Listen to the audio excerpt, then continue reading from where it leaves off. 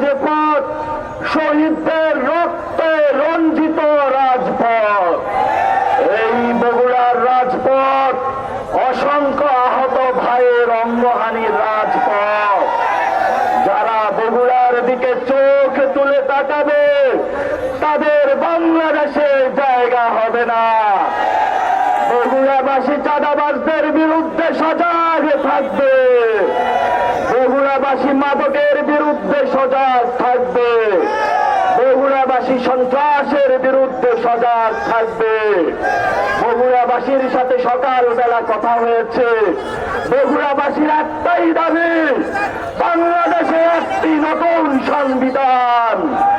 কারণ ৭২-এর যে মুজিব সংবিধান রয়েছে, এই মুজিব সংবিধান দিয়ে বগুড়াবাসীর উপরে গত ৫০ বছরে শুধু একটি জিয়াউর রহমান জন্মগ্রহণ করার কারণে নির্যাতন চালানো হয়েছে। আমরা আবার ঘুরে দাঁড়িয়েছি, ব্যক্তি পরিচয় না, কার কোথায় জন্ম। আমরা ৬৪ জেলায় বেরিয়েছি, তারা সজাগ থাকবেন। পার্শ্ববর্তী দেশ থেকে মিডিয়ার মাধ্যমে, ওই দেশের এস্টাবলিশমেন্টের মাধ্যমে মাঝে মাঝে উকি দেয়, ওই উকি আমাদের বন্ধ করতে হবে। তাকে ছিল খুনি শেখ হাসিনা।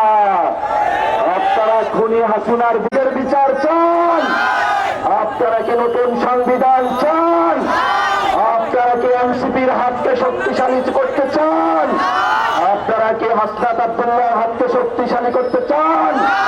আপনারা কি আখতার হোসেনের হাতকে শক্তিশালী করতে চান? আপনারা কি সাইফি সালামের হাতকে শক্তিশালী করতে চান? আপনারা কি নাহিদ ইসলামের হাতকে শক্তিশালী করতে চান? আপনাদের সামনেই তারা এসেছে।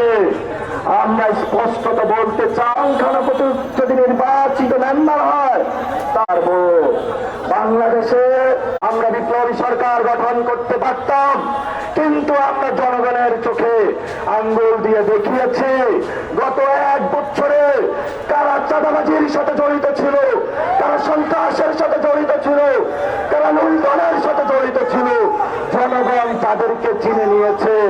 জনগণ এখন ঐক্যবদ্ধ, সেই বন্দোবস্ত চায়।